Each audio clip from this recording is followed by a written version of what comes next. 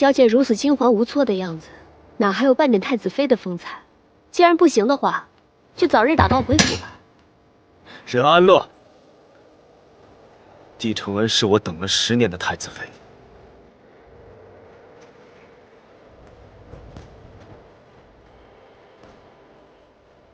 谁也无法改变我的心意。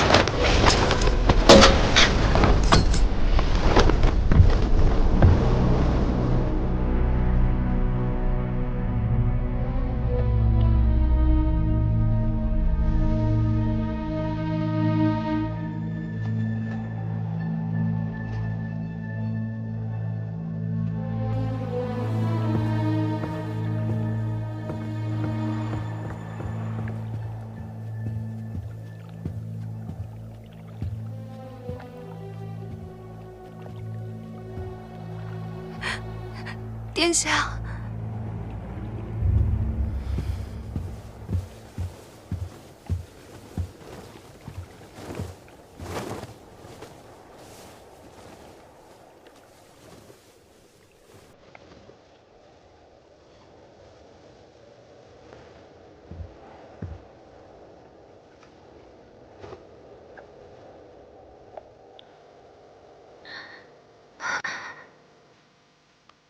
殿下，承恩方才不知怎么惹得任大人生气，对我出剑。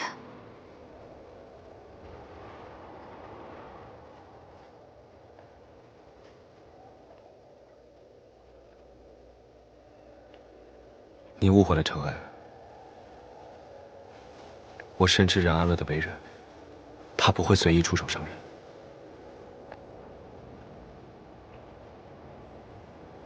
帝小姐如此惊惶无措的样子，哪还有半点太子妃的风采？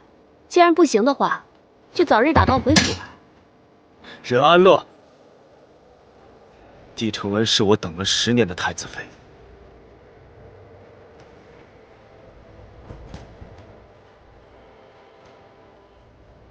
谁也无法改变我的心意，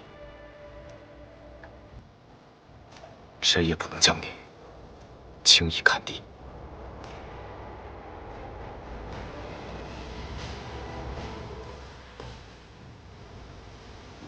起立，站着。是。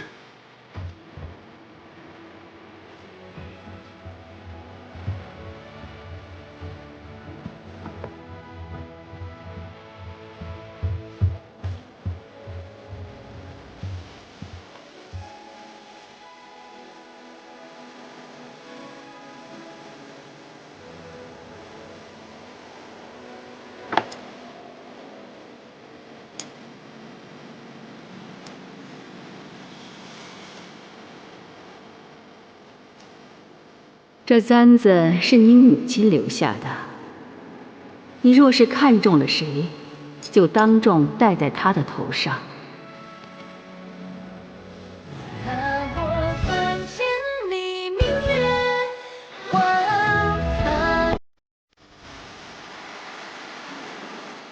你是大晋太子，那我救了你，岂不是挣了个太子妃之位？我已有婚约，你非他不娶。非他不娶。你不同于我见过的任何一名女子，你和子恩一样，都不会违背自己的心意活着。如果不是安乐如此贴心的话，太子殿下如何会忘了等了10年的弟子缘，移情于安乐呢？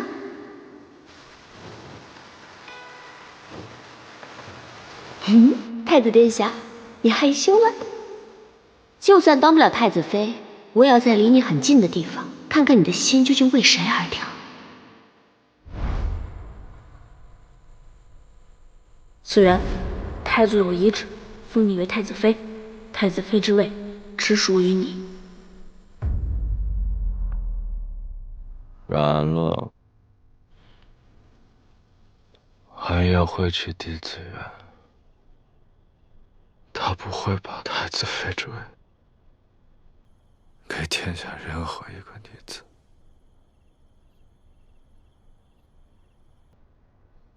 哪怕他对别人动了心。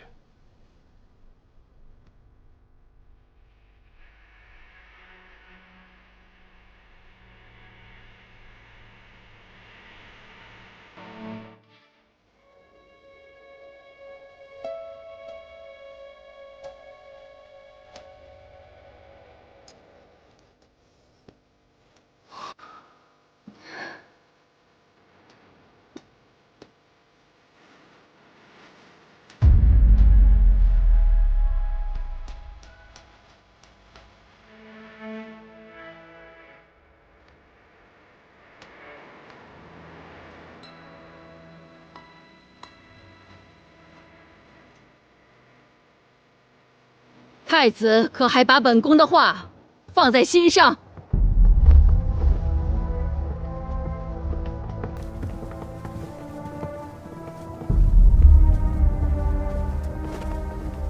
参见陛下，皇祖太后娘娘。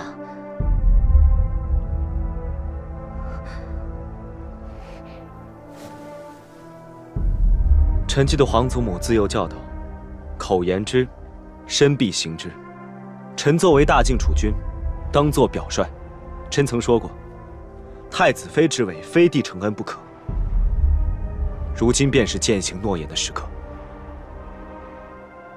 你倒是还记得自己是大晋储君，那可记得她是叛贼之女？帝家之罪，与承恩无关。更何况他已经在岱山上被囚禁了10年。如今又遵循圣意改名承恩，皇祖母无论如何都不应该因当年之事迁怒于他。在我面前做小伏低，转头在这里耍弄心机，魅惑太子，好一个帝家后人！皇帝，还不快下令将这个狐媚赶出太子府！将太子妃之位许给承恩是我的意愿，也是先皇的遗诏。不知皇祖母为何要一直反对？竟然为了维护一个罪臣的后人，搬出先皇来诛哀家的心！皇帝，这就是你教出来的好太子？母后，您先消消气。朕听说帝承恩在岱山上时，每日抄写佛经，为你我祈福，而且入京后也算是乖顺恭敬，或许并不似您想的那。皇帝，难道你也将旧事忘得一干二净，被这个帝家女的花言巧语给蛊惑了吗？朕只是觉得太子大了，在丽妃这件事情上，他有他自己的想法，我们作为长辈，不应当过多干涉。你。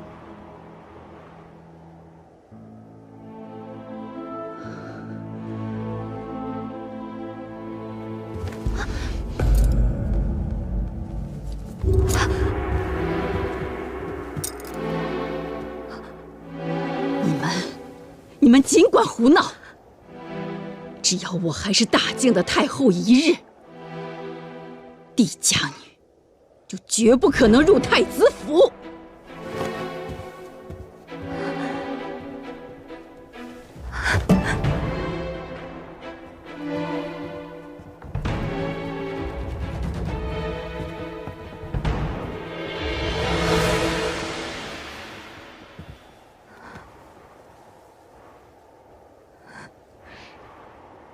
不管今夜有没有结果，这场宴席都是为你而设。太子妃之位，永远都为你而留。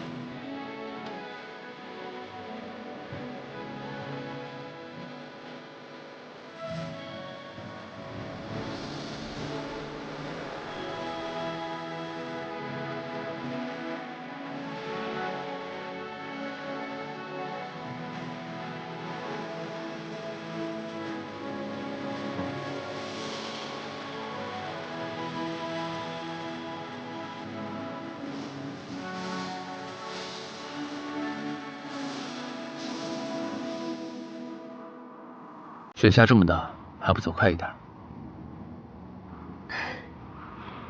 陆明熙，你方才是没见着，我在晚宴上，我的剑寒夜都被我迷住了。你现在哪里还有大理寺卿的气势？那可不是，我方才为难帝承恩的时候，气势非常足，所有人都被我给唬住了。我知道，你做任何事我从来都不担心。但是我问心有愧。对寒夜还是帝承恩？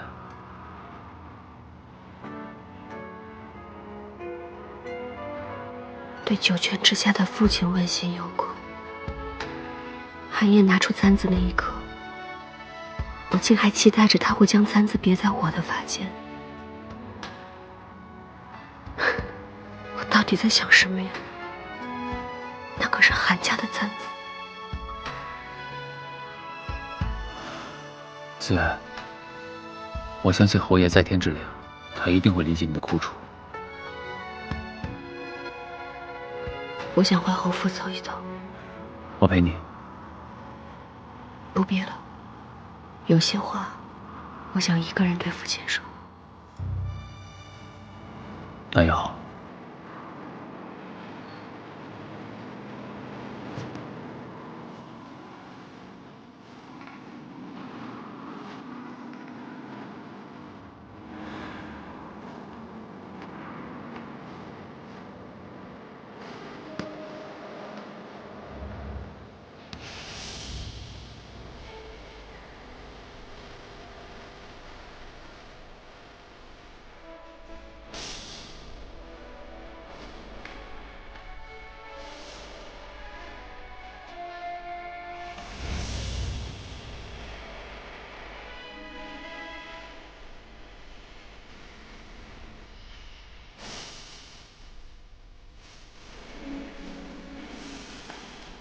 龙北，你看，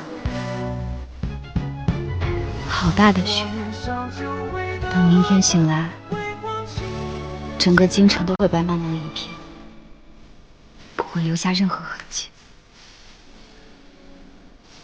你说这雪再下得大一点，能盖住静安侯府门前的血迹吗？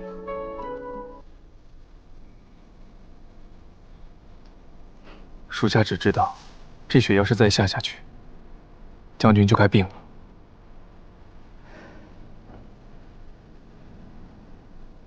您快进屋吧。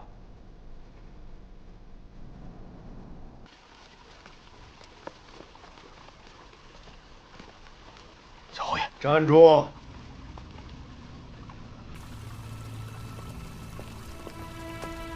侯爷，天，你知不知道我费了多大的劲儿，才把你从流放西北换成了江南？你偷回来做什么？说呀！你是不是又闯祸了？没有，我真的没有。我就是想爹了。少来这一套！现在不说，东窗事发，没人救你。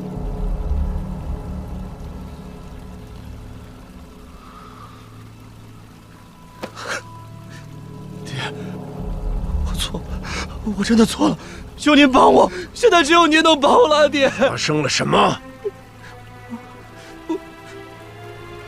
你说，老爷，小侯爷到了江南以后，酒后奸杀了钟家的长女钟景，事后想要放火毁尸灭迹，没想到，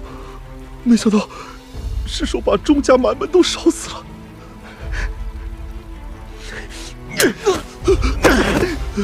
爹，求求你救救我！救救我！我只是喝醉了，一时糊涂啊！咱们全家怕都要受此牵连。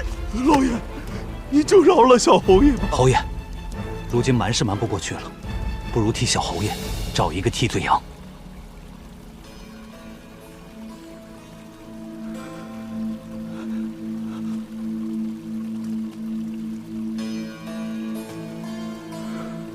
查明钟家情况，以便见机行事。是。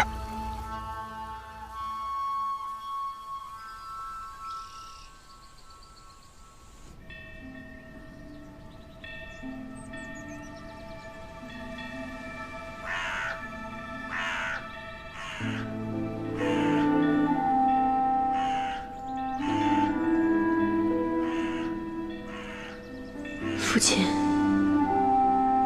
我在靖南隐姓埋名，做了10年水匪，终于又能正大光明的来这里祭拜您。我回来了，可偌大一个地家，只有我站在这里。那葬身庆南山下的8万将士，10年来他们因为莫须有的罪名，孤魂至今，难回故土。当年父亲以死明志，依旧换不回一个公道。如今让我们蒙受不白之冤的人，却坦然坐在皇位上，安享万人俯首，坐拥万里江山。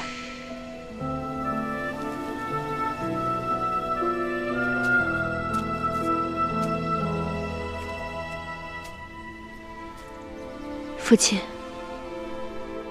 我定会还帝家一个清白。定会让韩家亲口在全天下人面前认错，让8万将士有安魂之地。女儿心如磐石，不会为任何人动摇。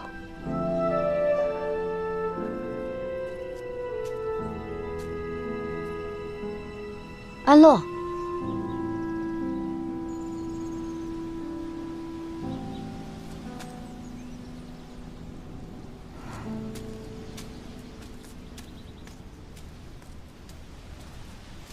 你怎么会在这里啊？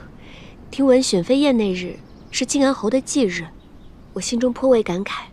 靖安侯可是民间的传奇，我虽未见证过他生前的风采，但今日在此祭拜，也能聊表钦佩之情。传奇？是啊，帝家军骁勇善战，却在一夜之间倾覆。靖安侯作为统帅，没想到最终自尽身亡，还惨遭全族灭门。对这其中的缘由，民间众说纷纭。我对这样的传奇最感兴趣了。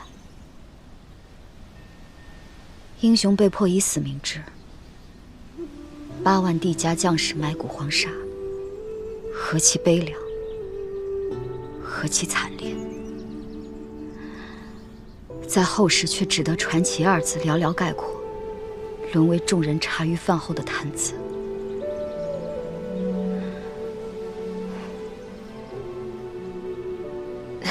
安宁，我对这其中的隐情好像了解的不是很清楚。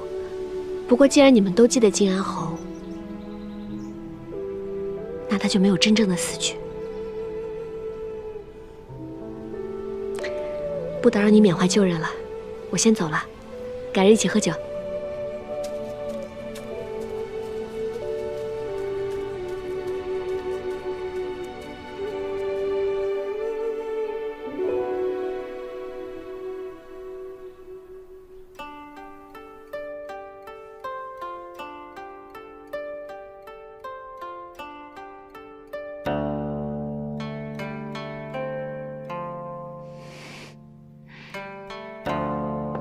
母亲，你没有看到那天晚上太子有多怜惜我，即便是太后发怒，他也要挡在我身前维护我。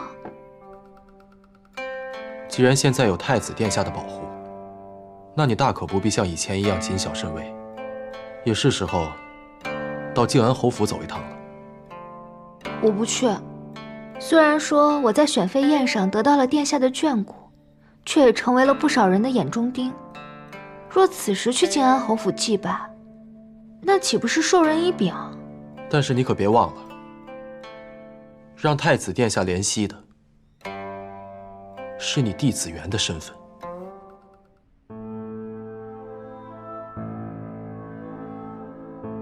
可是让太后和陛下所忌讳的，也是我弟子元的身份。若我现在去靖安侯府祭拜，一定会惹怒他们的。母亲，你没有看到昨晚太后的眼神有多可怕？若不是殿下挡在我面前，她怕是要当场杀了我。可殿下还说会在侯府等着你，你若不去的话，怕是会露出破绽。我不去。在太子眼中，我不过是为了自保，他会对我更为愧疚怜惜。既然不去利大于弊，我为什么要去？我只是担心殿下会起疑。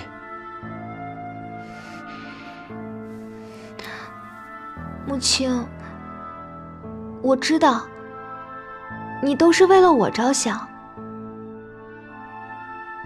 但是你没有看到昨晚太子殿下挡在我身前的眼神有多坚定。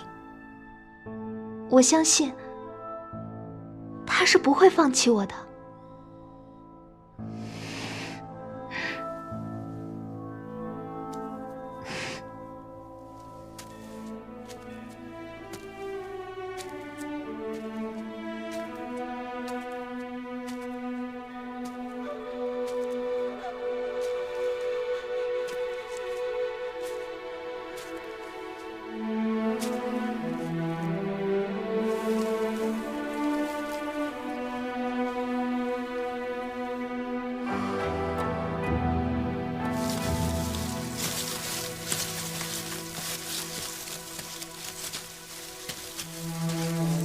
太子哥哥，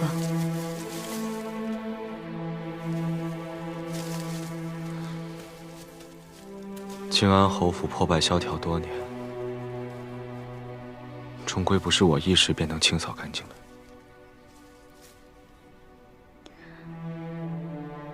子元没有和哥哥一起来吗？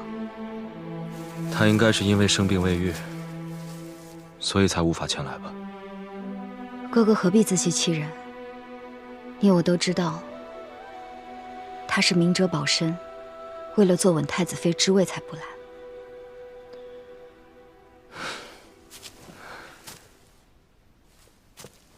安宁，你不要怪他。皇祖母之前如此对他，他不来也是人之常情。我没有怪他，我是怨恨我自己，更替靖安侯和整个帝家军感到悲凉。这样一位顶天立地的英雄，甚至得不到自己亲生女儿的一壶清酒祭拜。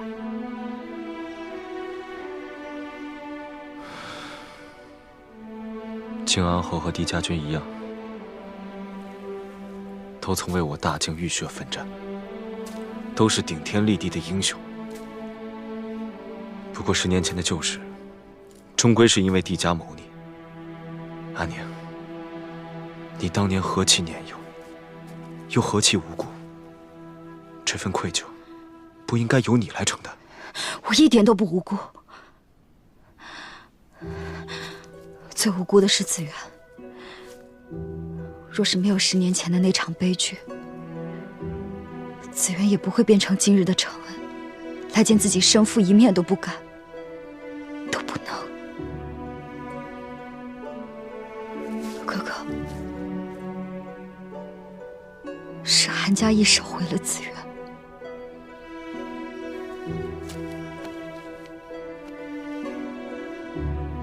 10年的岱山求见，如今在他身上，竟不见半分的当年模样。我也很想念昔年的子源。是啊，我也很想念当年的子源。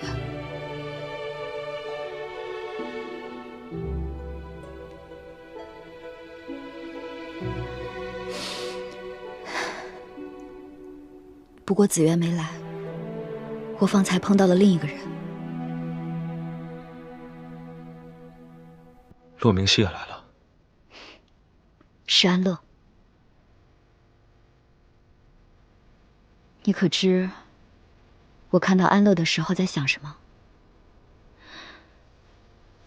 我在想，若是当年子源没有被送上岱山，他如今会不会也活得这般恣意坦荡，潇洒行走于天地间？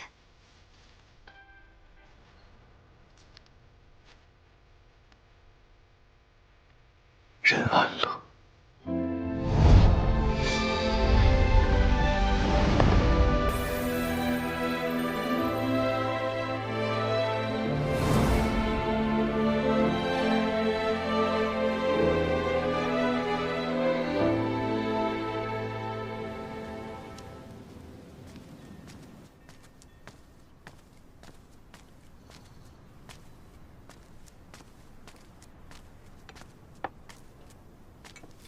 击败回来，思绪可有平静些？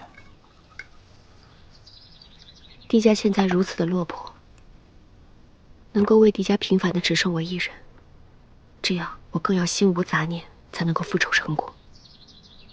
你说的杂念，是指寒夜吗？是。我没有办法欺骗我自己，说昨晚我所说的一切都是因为酒后胡言。寒夜，我确实是为他动心了。可是我心里也很清楚，比起儿女情长，更加重要的是帝家的8万孤魂。所以，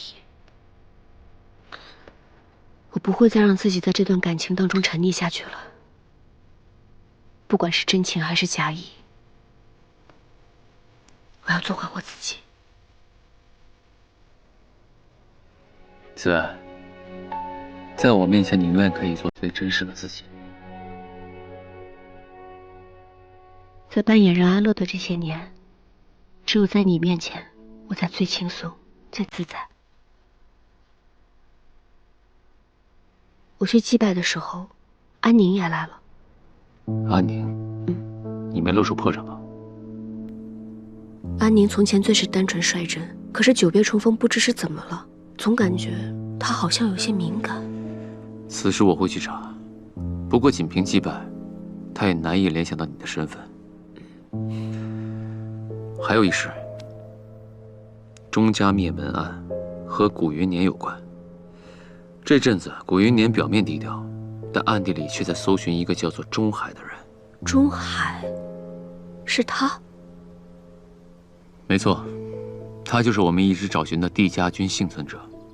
千月阁已经查明，他此前流落江南，又因水患走投无路，是钟家收留了他。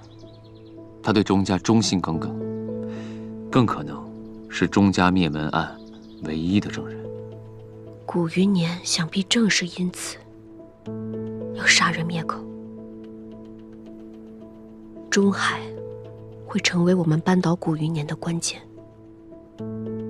那我们一定要赶在古余年之前找到他。但若是他仍在江南，怕我们赶不及。眼下，我倒有个办法。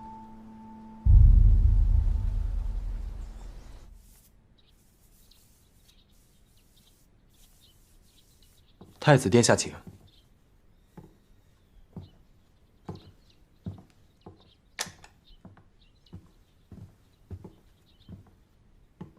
殿下，脸色不错，看起来身子都恢复了。小小风寒，有劳殿下挂念了。今早起来便无碍了。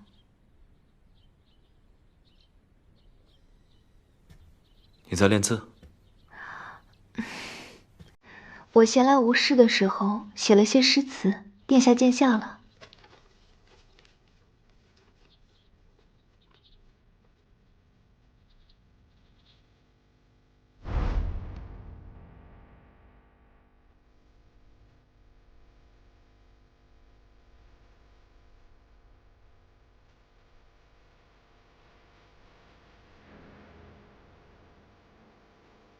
他的字还和小时候一样。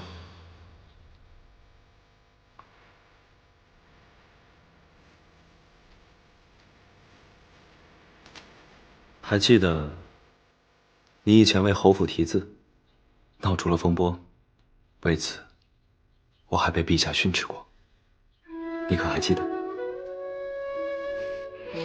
那时我只有8岁，许多事情已经记不太清楚了。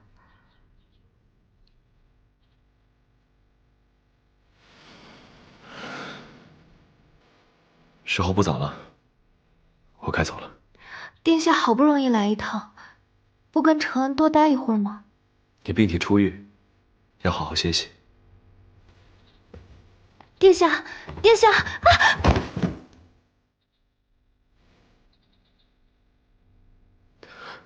你没事吧？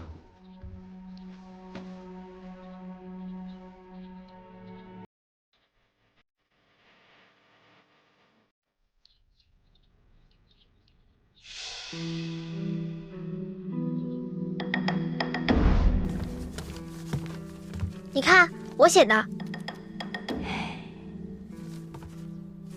你帮我拿着。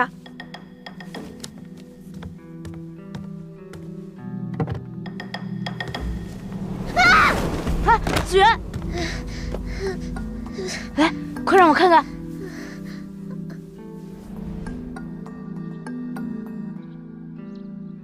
殿下，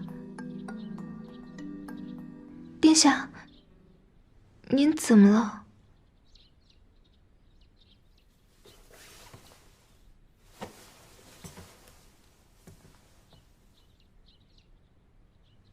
殿下，我没事，想起来我还有些公事要处理，改日再来看你。殿下是不是心仪任大人？若殿下觉得有负于任大人，将来可以迎他入太子府。你想多了。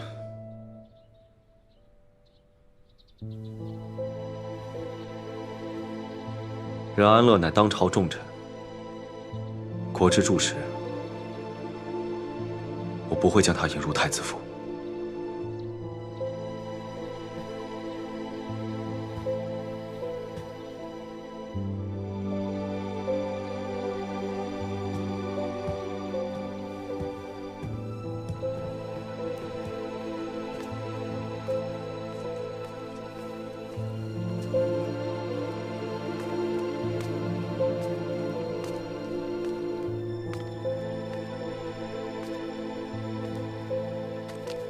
殿下，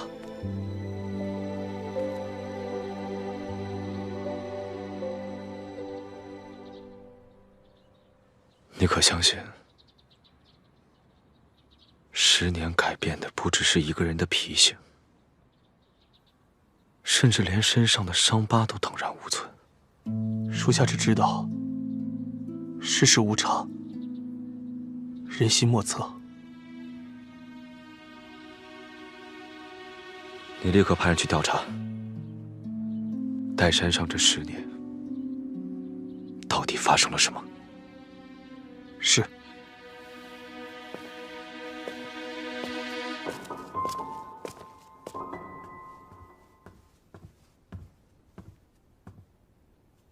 殿下已经走远了。母亲，我刚才是不是露出什么破绽了？殿下的眼神，刚才分明有意。是不是我不记得以前的事情，让他起疑了？谁能对10年前的事情记忆分毫不差呢？殿下会体谅你的。寒夜。能回来守约的人，只有我。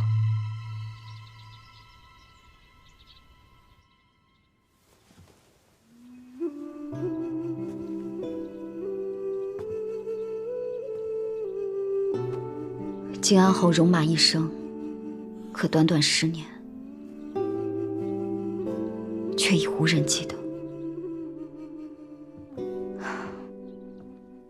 我怕我离开西北太久了，也会和他们一样，渐渐的遗忘。可是英雄，即便是死了，他们还是英雄。属下会跟将军一样，永远记住他们。只要我们不忘记，他们便不算真正的死去。你竟和安乐说了一样的话。你相信帝家没有叛国？他们是清白的吗？帝家若非忠义之士，又怎会让将军10年都念念不忘呢？狼狈，这10年，我的心就像压了一块巨石一样，没有人可以倾诉。没想到，你竟能理解我。将军的心事，随时可以跟我说。您先去歇息一会儿吧，整理文书的事情，就交给属下来做。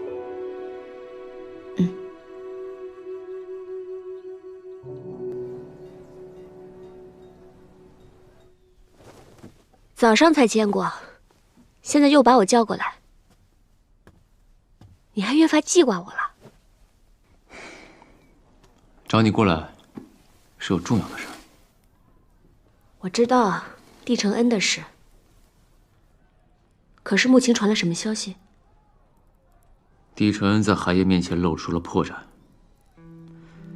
你还记得当年你在归恩阁题字时发生了何事？我7岁那年在归元阁题字，不小心从书房上面摔了下来，当时在肩膀处受了不轻的伤，虽是请了宫中最好的御医，但还是留下1道半寸的疤。韩仲远狠狠地训斥了韩烨，为此韩烨还在侯府照顾了我整整10天。如此说来，应该是韩烨发现了帝承恩身上没有这道疤。10年都过去了，再深的疤也会变淡，连我自己都有点不太记得。没想到他还记得很清楚。就算他记得也无妨。你既已决定和他保持距离，只要不过分靠近，他断不会发现。不错，帝承恩那边也无需刻意弥补。现在让他多1道疤，也不过是此地无银300两，引人注目罢了。